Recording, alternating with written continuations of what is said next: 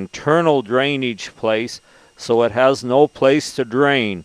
So all this stuff is built up here. At one time, this was a giant lake with giant Lahontan cutthroat in it.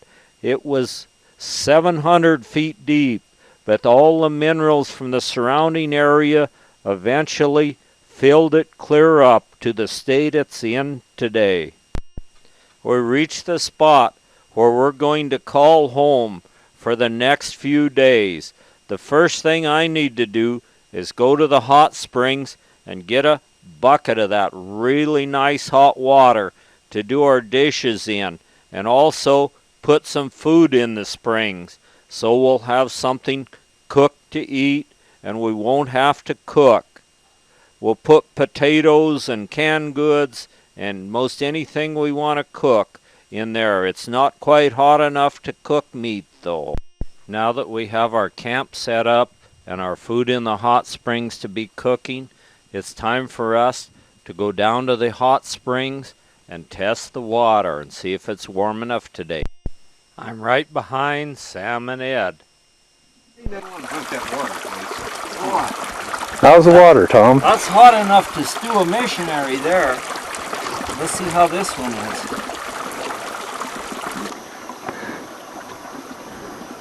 Does it make you nervous seeing us in the spring here, Lacey? She's always like that around water.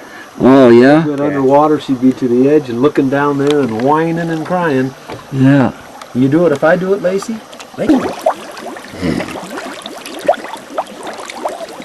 Oh man, you're worried about Sam, aren't you? We're running low on water, so Sam and I are going to take his little Honda and my four-wheeler, and we're going to go down to Frog Springs and get some super excellent drinking water right out of the pipe at Frog Springs. We go buzzing across the playa and turn in at Frog Springs. Up over the steps we go and into the enclosed area. This is to keep livestock and cattle from destroying the springs here. They might be immune to it. There very well might be. This looks like good clean water to me. Oh, it's super excellent water. Good flavor.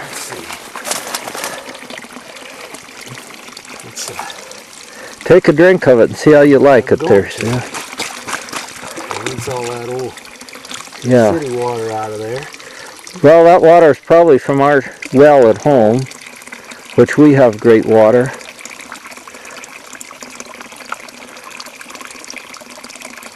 How's that water, Sam? Good. A bit warm. Actually, it's not bad. Yeah. Kind of cool. Good. Oh.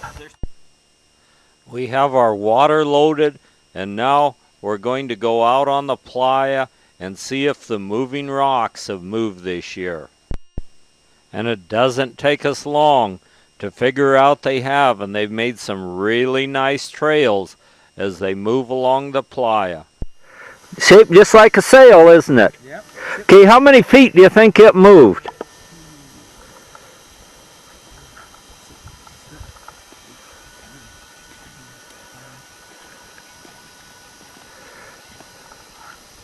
I think it started right there. Okay, and how many feet was that? That's about 40, a little over 40 feet. Then. Oh. It looked like it had been setting there, you see? It looked like it was setting this way, and it goes broadside to the wind, so the last slide was probably over from that direction. And then? And it turned and went right on down there. Yeah, it was always crossways, so it would catch the wind. Yeah? Yeah. And the Steens are standing guard in the background. And well, here's something you might need. Yeah.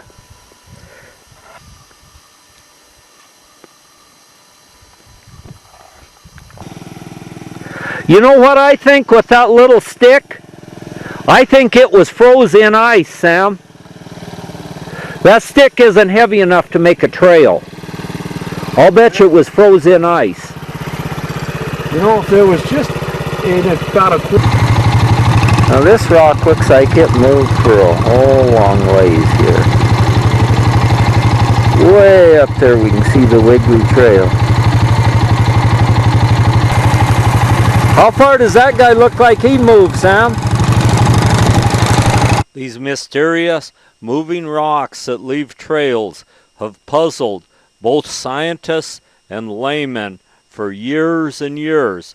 It's thought now that they have moved due to the wind blowing, and some of these were almost certain ice played a part. Maybe they were frozen in a block of ice, the ice was able to move, and their little toes were hanging down, dragging as they moved across the playa. Oh yeah, look at that one too. Now this one, how far was it, Sam? And this is where we see it starting, but there is a track coming. 1.5 tenths, whatever that is. Oh yeah. A mile. Wow.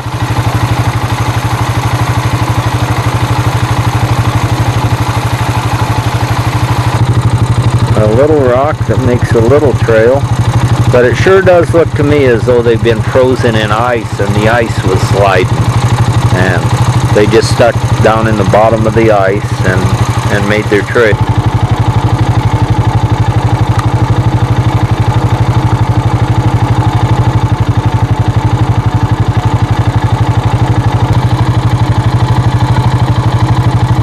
That one has quite a distinct trail, but only a short trail. Here's one that only moved about 5 feet and pushed a whole bunch of dirt right in front of it. So that's what makes me think that these were frozen in ice, and then the ice slides. Because that rock, there's no way it could have had the force to make that kind of trail and push that kind of mud without ice. I even have the squeeze butter if you want butter besides. Oh yeah. Where's your napkins? And so what you got on your plate there, Marge? Fish and potatoes, and we've got corn and beans. Go check and out salad. Sam's. Oh, what you got, Sam?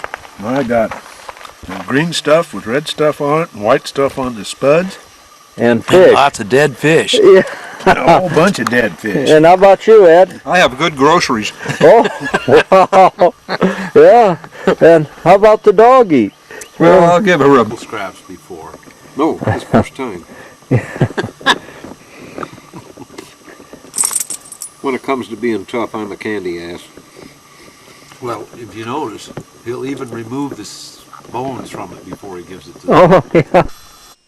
We turned in early that night, and the next morning we're up before the sun is. We go down to the hot springs for a little bit just to get the day started, and then we're going to make the trip up to Man Lake and see if we can catch some of the Lahontan cutthroat. The moon is still out, shining above us as we test the water in the hot springs. Looks as if the weather's cooperating, and maybe today we'll catch that special big Lahontan cutthroat. The sun is very slowly creeping its way skyward across the hills, across the Alvord desert, and that desert will just shine of a morning when the sun starts to shine on it. Up your coffee, your cup of coffee. Turned the gas on so that we could be warm last night, but boy, it was warm. Anyway, yeah. And this will let more hot in here? Yeah. Yeah. Good. As soon as we get the sun over the horizon and it starts warming us, it's time to head up to Man Lake and see what we can catch this morning. Since it's going to be such a nice day, it should be a great day to go fishing. As usual, a long-billed curlew is out in front of the hot springs here, gouging.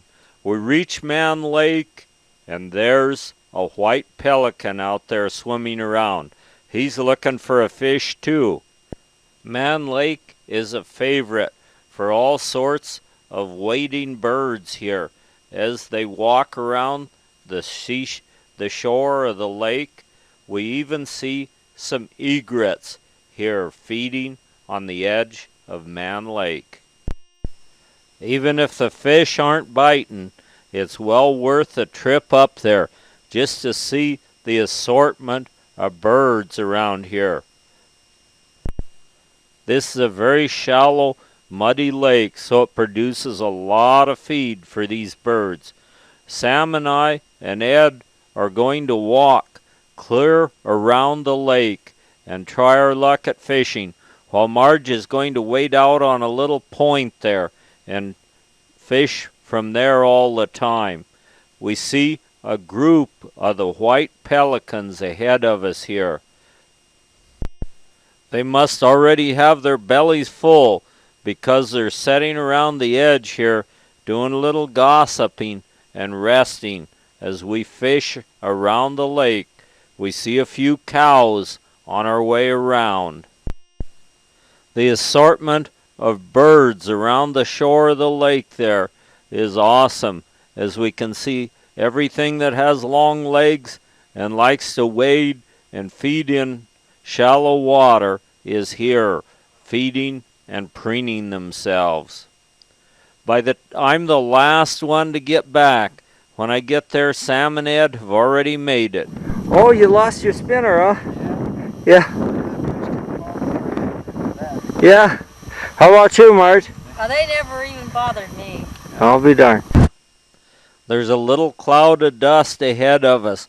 At first we were wondering what it was, and then we see it's a cowboy out there chasing cows on his horse with the Steens Mountains in the background.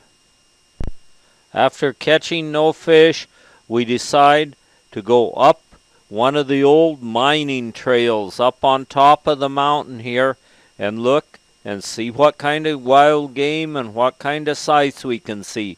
One thing, the scenery is second to none up here. Ed's got his little dog. The little dog will have to ride as we move up the old miner's road.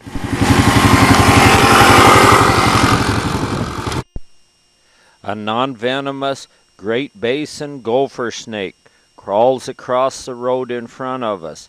They have no venom, so the way they kill their prey is they grab it with little holder's teeth and squeeze it to death. A little herd of buck antelope stand at attention. After watching us for a bit, they move up on top of the hill where they're gone in a little bit. They're the world's fastest long-distance runner. The cheetah and some are faster only for short distance, though. As we climb higher and higher up the Steens, the wind is picking up momentum up here, but the scenery up here is incredible. Our tiny motors are pushing us higher and higher at a really good clip as we climb the Steens Mountains. We're moving higher and higher up the Steens Mountains, and the higher we go, the better the scenery looks, as we can see the Alvord Desert down below us, and we're camped right down there in the lower right corner of the picture. It looks like we're just about to where the ride ends and the walking begins because of snowbanks, but we're able to squeeze around this one very carefully. Yeah.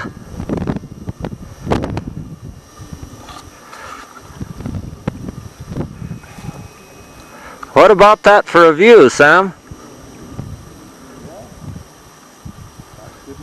Almost looks like rust. Oh, that's probably iron oxide.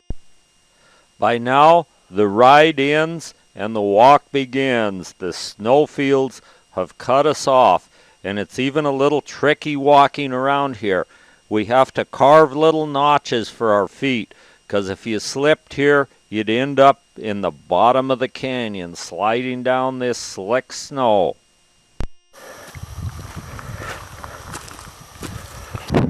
Built out of 50-gallon drums, and they're heating up the cinnabar and getting the Getting the mercury out. mercury out of it. Yeah. Yeah. Some of the old Mercury mining equipment still lays idle and rusting here on the mountainside. We're going up and check out the Mercury Mine itself. There, because I saw it moving down. And, It goes down there, yeah. I didn't see the floor, so. Yeah, but it only goes like 30 feet down. That's far enough. We have forgotten to bring lights to see in the mine, so we forgot ropes and lights. Yeah. But we're still going in, but just a little Yeah. ways because it becomes really, Made it, huh? really dark inside the mine. Hey.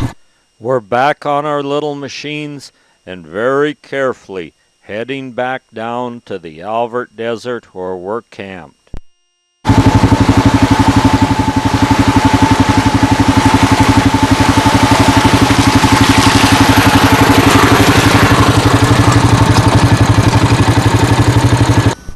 Across the Indian Creek, and there it is, our camp. We made it all in one piece.